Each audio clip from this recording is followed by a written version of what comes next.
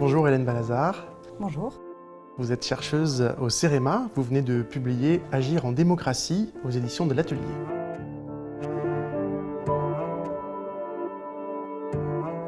Alors on le constate chaque jour, la démocratie est en crise, les citoyens s'abstiennent de plus en plus, s'engagent moins dans les partis, dans les syndicats, et on dit souvent que la démocratie est confisquée, parfois par les élus, par les gestionnaires, par les lobbies. Votre livre, qui est celui d'une observatrice engagée, entend dépasser ce constat un peu désespérant. Vous dites, oui, il est possible d'agir en démocratie, d'élargir la démocratie en quelque sorte, sans la réserver à une minorité d'élus et de citoyens. D'accord, mais on fait comment? Quels outils?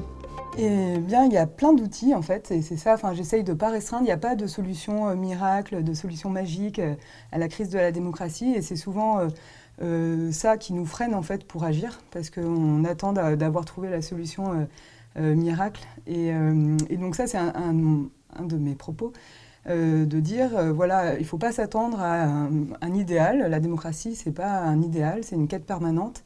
Et c'est en évolution constante, c'est le propre de la démocratie, vu que la société évolue et que la démocratie c'est justement l'autonomie de la société, forcément c'est en évolution constante. Et du coup voilà, déjà il faut partir de là pour ne pas être frustré et puis pouvoir agir, pas être bloqué par cette impossibilité à trouver une solution parfaite, quoi. Du coup, en fait, l'idée, c'est d'essayer de multiplier les initiatives, les actions qui permettent de répondre aux limites de la démocratie. Moi, j'insiste sur 3 principales limites. Alors, la première limite, pour moi, c'est le fait que le pouvoir est confisqué par une oligarchie. Donc on n'est pas vraiment dans une démocratie. Et cette oligarchie, c'est à la fois certains élus, mais encore pas tous, parce qu'il y a quand même plus de 500 000 élus en France et tous n'ont pas tant de pouvoir que ça, et aussi les dirigeants économiques. Et d'ailleurs, de plus en plus, et on voit que de plus en plus, le pouvoir économique, le capital économique, est lié au pouvoir politique. Et du coup, ce qu'il faut, c'est essayer de développer le pouvoir politique, notamment des plus démunis. Parce que dans la démocratie, il y a aussi un horizon de justice sociale et qu'il ne faut pas oublier. Donc ça, c'est la première limite. Du coup, essayer de créer les conditions pour que tout le monde, et notamment aussi les plus démunis, puissent exercer leur droit d'interpellation, leur droit de vote, leur droit de contrôle sur les décisions qui les concernent. La deuxième limite, c'est le fait que petit à petit, on a perdu un peu le sens de la politique et du coup de la démocratie. La politique, étymologiquement, c'est s'organiser en société. Comment on s'organise en société et donc, pourquoi déjà on vit en société?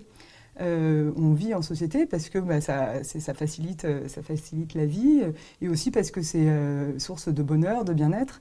Et notamment, du coup, qu'est-ce qui est source de bien-être? C'est les relations sociales, les relations humaines. Et actuellement, la politique, elle a totalement occulté cet aspect-là. C'est devenu quelque chose d'hyper technique, d'ailleurs c'est un monde très professionnalisé. Et du coup, voilà, l'idée, c'est aussi d'essayer de remettre un peu, on peut l'appeler convivialité, de remettre les relations humaines au cœur de la démocratie et de la politique. Et notamment aussi, par exemple, moi j'aime bien prendre l'exemple de l'école aussi. Quand on a nos cours d'éducation civique au collège, moi en tout cas à mon époque, et je crois que c'est plus ou moins toujours le cas, c'était quand même ça rend les gens très passifs. Et ça les met dans des cases d'individus pas reliés aux autres, où on est en classe, chacun à son bureau, et il y a un prof qui, de manière très descendante, nous dit comment marche le système politique. Et je trouve que c'est vraiment symptomatique, et ça illustre bien ce problème-là. Et du coup, la troisième limite, pour moi, c'est le fait que la démocratie, l'organisation de la vie en société, ça implique un partage des responsabilités, et que ce partage n'est pas bien clair. Et du coup, c'est essayer de rendre plus visible qui est responsable de quoi, et de discuter de ses responsabilités. Et du coup, je parle dans le livre d'initiatives qui répondent à chacune de ces 3 limites, mais plus particulièrement, le fil rouge, le fil conducteur du livre, c'est 2 expériences qui ont comme particularité le fait de répondre à ces 3 limites en même temps. Et en plus, c'est des expériences que je connais bien, ayant travaillé dans l'une, ayant participé à la création de l'autre. Donc justement, c'est ce que vous montrez, hein, c'est ce qui existe un peu partout, ces communautés de citoyens, organisées, structurées, un peu différemment de l'image peut-être un peu folklorique qu'on peut en avoir parfois, qui se mobilisent pour des revendications concrètes. Expliquez-nous un petit peu, vous citez l'exemple donc qui est peu connu en France, du London Citizens, qui existe à Londres depuis la fin des années 90, et de ce qui se passe à Grenoble, au sein de l'Alliance citoyenne. Est-ce que vous pouvez nous expliquer un petit peu le fonctionnement, les revendications, et est-ce que ça marche, est-ce que ça produit des changements de politique? Alors le fonctionnement, c'est quelque chose d'assez simple en fait, c'est le fait de se dire, eh bien en fait on va partir des besoins des gens, des problèmes que rencontrent les gens, et souvent c'est les personnes qui vivent des dysfonctionnements, qui vivent des problèmes, qui sont les mieux placées pour avoir les solutions pour les résoudre. Et puis en plus d'être mieux placé, le fait d'être placé en tant qu'acteur dans la résolution de ces problèmes va créer une sorte de sentiment aussi de faire partie de la société et va permettre aussi d'améliorer sur le long terme la situation de ces personnes, enfin de tout le monde en général. Du coup, le but, c'est de regrouper des gens qui ont des problèmes en commun, pour qu'ensuite ces gens discutent de ces problèmes et surtout des solutions éventuelles à mettre en œuvre. Et puis ensuite s'organisent. Donc en fait, ils sont accompagnés pendant tout ce processus par des organisateurs qui vont les aider à déterminer quelles solutions déterminer les solutions en faisant des enquêtes assez précises, assez poussées. Parce que le but, c'est pas de porter une revendication en disant on est contre quelque chose, mais c'est d'être, on est pour la mise en œuvre de cette solution. Et ensuite, les organisateurs vont les aider à mener campagne pour du coup repérer les décideurs qui sont en mesure de mettre en œuvre ces solutions et du coup, acquérir un rapport de force suffisant pour pouvoir négocier avec les responsables et obtenir une victoire jugée satisfaisante. Ça porte sur des choses extrêmement concrètes. Ah, voilà, c'est très concret. Je peux vous donner un exemple. Après, je pourrais aussi donner l'exemple de comment font London Citizens ou l'Alliance citoyenne de l'agglomération grenobloise pour justement réunir ces personnes. Mais alors, un exemple concret de campagne, par exemple. Là, assez récemment, il y a 1-2 ans, ça s'est déroulé sur une année, donc ça a débuté en 2013. C'est à l'Alliance citoyenne de l'agglomération grenobloise. Les organisateurs avaient rencontré différents parents qui étaient en colère sur la situation assez dégradée d'écoles, mais dans différents quartiers. Et il se trouve qu'une de ces écoles a brûlé. En fait, un incendie dont ils ne connaissaient même pas vraiment la cause. Et les élèves ont été répartis dans 3 établissements scolaires différents, et notamment les plus grands ont été envoyés au collège. Du coup, ça se passait pas bien ni pour les élèves qui, en cours d'année, comme ça, ont été répartis, ni pour les parents, notamment les parents de fratrie, qui se retrouvaient à devoir aller dans 3 établissements différents. Enfin bon, voilà, il y avait plusieurs problèmes. Et du coup, ces parents se sont réunis, et du coup, à l'aide, notamment avec l'aide des organisateurs de l'Alliance citoyenne, se sont rencontrés, ont appris déjà comment animer une réunion de groupe et comment définir ensemble quelles étaient leurs revendications. Donc ils avaient des revendications sur la transparence, pourquoi un incendie, et aussi sur le fait qu'ils aimeraient que l'école soit reconstruite ou à minima, ils ont justement fait une enquête pour voir la faisabilité avec les budgets de la mairie. Ils se sont dit, peut-être que la reconstruction n'est pas forcément possible, mais nous, ce qu'on va proposer, c'est déjà qu'il y ait des préfabriqués. Donc l'enquête, c'est appeler l'entreprise Algeco pour demander combien ça coûte, et puis être en relation aussi avec les services techniques de la mairie, sachant que ils ont d'abord envoyé un premier dialogue avec l'élu en charge qui leur avait dit non, c'est mort, on n'a pas du tout le budget suffisant. Et puis petit à petit, en creusant, ils ont montré que si, ils avaient un budget suffisant pour construire ces préfabriqués. Donc là, ils ont fini... le service technique a fini par concéder, mais les élus ne voulaient toujours rien faire. Du coup, là, ils sont passés à une étape supérieure en faisant une action collective. C'est quelque chose que, là, dans ces organisations à Londres ou à Grenoble, on aime bien faire parce que c'est un moment assez fort qui crée justement c'est des moments un peu marrants, un peu qui sont pensés pour être facilement médiatisables et puis qui sont pensés pour être vécus de manière intéressante et plutôt fun par les participants. Et donc là, l'idée, c'était de, vu qu'il n'y avait plus d'école, de faire classe à la mairie pendant un conseil municipal. Donc il y a plein d'enfants qui sont venus dans le hall de la mairie et qui ont fait classe avec des faux professeurs. Et du coup, bon, voilà, les élus, on est allé chercher un élu.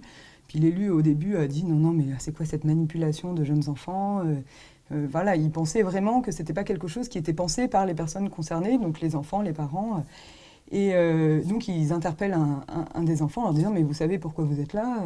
Et là les enfants, voilà, enfin ils étaient depuis le début engagés dans cette mobilisation, donc tout de suite ils disent toutes les revendications, pourquoi ils sont pas contents. On leur avait dit oui, non, oui, enfin on les a menés en bateau. Et du coup, là, face à ça, les médias étaient là. Bon, les élus se sont retrouvés un peu piégés, mais c'était un peu le but, là, la création d'un rapport de force. Et du coup, ils étaient un peu mis face à leurs responsabilités. Et ils ont accepté.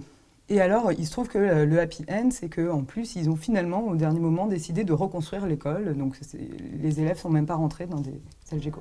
En France, l'idée que des communautés s'organisent un petit peu, alors qu'on a un pouvoir comme ça très vertical dans la République, c'est parfois assez mal vu. Alors, est-ce que c'est possible d'organiser ces communautés en France, ou est-ce que c'est plus facile dans d'autres pays? Est-ce que c'est possible en France et à quelles conditions?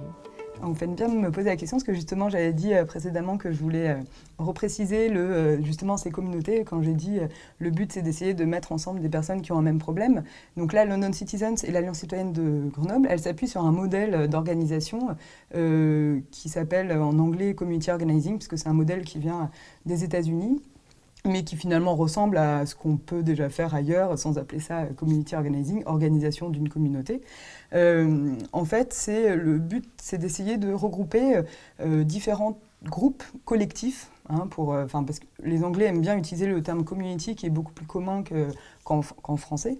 Mais en fait, ça veut tout simplement dire collectif, ensemble de personnes qui ont quelque chose en commun. Et du coup... ces collectifs, ça permet en fait de relayer plus facilement une mobilisation. Ça permet de toucher plus facilement beaucoup plus de personnes. Cela dit, dans l'Alliance citoyenne de l'agglomération grenobloise, il y a aussi des membres individuels. Dans d'autres organisations de ce type, aux États-Unis, il y a aussi des membres individuels. Donc ce n'est pas forcément que des alliances de communautés. Mais du coup, alors effectivement en Angleterre, ils s'appuient beaucoup sur les communautés dites religieuses, donc des églises, des temples, des mosquées. Et eux, ils disent que c'est un super moyen pour toucher les personnes, notamment les plus démunies, les plus en marge politiquement, qui n'ont pas le droit de vote ou qui ne votent pas ou qui pensent qu'elles n'ont vraiment rien à avoir, qui pensent ne pas du tout avoir de pouvoir et de mots à dire. Et qui s'excluent aussi souvent, il y a une autocensure. Et du coup, c'est aussi un moyen facile pour toucher ces gens-là, parce que c'est des personnes qui se réunissent régulièrement dans ces endroits. Donc pour eux, c'est une vision assez pragmatique de la mobilisation. Et en France, disons qu'à l'Alliance citoyenne de Grenoble, il y a des associations, dans les membres, il y a des individus, mais il y a aussi des associations diverses et variées, comme on en connaît en France. Il y a effectivement des associations avec une dimension plus religieuse, mais voilà, le but, c'est d'allier les syndicats, les établissements scolaires, tout un tas de collectifs où les gens se rencontrent déjà un peu et il y a déjà un peu de politique qui se passe. Et d'inclure. Et d'inclure et de faire se rencontrer justement les communautés. En France, souvent on a peur, le fait de mobiliser des communautés, on dit que ça va favoriser le communautarisme. Pour moi, c'est totalement ridicule. Et au contraire, ça fait l'inverse. Le fait de ne pas reconnaître qu'il y a déjà des communautés et de travailler avec elles comme porte d'entrée vers le politique, le fait de ne pas faire ça, ça crée du communautarisme, ça crée du repli sur soi. Alors qu'au contraire, le fait de justement les faire se rencontrer, on est dans l'intercommunautaire.